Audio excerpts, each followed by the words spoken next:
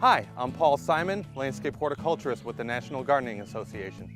And today we're talking about how to build a raised garden bed. And now we'll discuss preparing the area of your raised garden bed. Now that we've identified an area of our raised garden beds, we'll want to mark the corner locations of our raised garden bed and level off the area. So let's get started. We'll begin by staking the first corner location of our first garden bed. You can use some wood shims. I'm using some paint sticks here. After we mark the first location, we'll measure out 4 feet 3 inches to give us a little bit of room to take all the turf out. So our next location is here. We need 3 feet for our walkway. So we'll go from 4 feet 3 inches. We're gonna go 7 feet 3 inches here. Mark our next location. And then we'll go another 4 feet 3 inches for our second bed. Okay, we've marked our locations.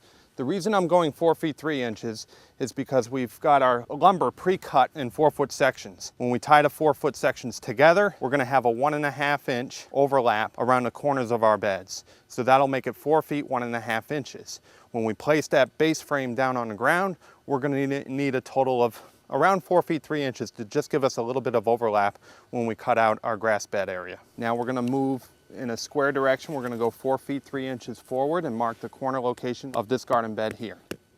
Okay, we're gonna measure 4 feet 3 from the corner there and mark our next corner of our raised garden bed. We'll check 3 feet and mark the next location. And mark our final location 4 feet 3 inches. Next, we're gonna mark the locations of our garden beds with the twine.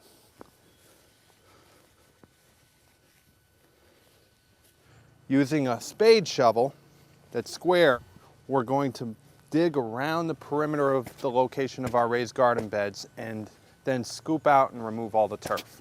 A good idea is to cut the grass as low as you can, and it'll give you less to dig through when you're cutting out your raised garden beds. We're ready to shovel out all the turf and weeds from the inside location of the bed. I actually like to switch over to our regular garden shovel at this point. This will give me a little more leverage in terms of getting the weeds out and turf. We'll use our garden rake next and level off this area and continue to remove any remaining debris and rocks that we find. And what we can do is use a 4-foot level. See how level we are, just to check it. But again, you want to choose your garden bed area in a place where you already know it's nice and flat. We'll want to make sure that the perimeter of our raised garden bed is also clear from any soil that's raising up to the edge, especially in the corners. We want to make sure when we insert our raised garden bed, it falls nice and evenly into the slot that we've designated for it. The next step before we put our landscape fabric down is to puncture our earth here. The root systems of all our vegetable plants really love to have a lot of airspace available. They don't want to have a compacted soil condition. So by puncturing the surface here, we're allowing that water to drain out and infiltrate into the earth. We're ready now to put down our weed block. The weed block will stop any chance from weeds growing up into our garden soil. In addition to that, after we put the weed block down, we're going to go ahead and place our chicken wire, or a woven wire mesh is good, to help control gophers, moles, and voles from getting into our garden beds. We're just gonna temporarily secure the corners with some rocks here, roll it out, then we'll take some scissors and cut it. You can use scissors or a utility knife.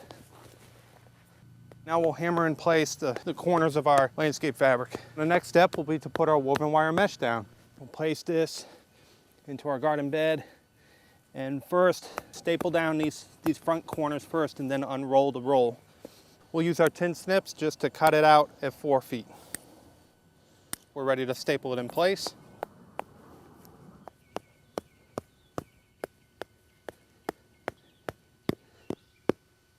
Okay, that's how you prepare your raised garden bed.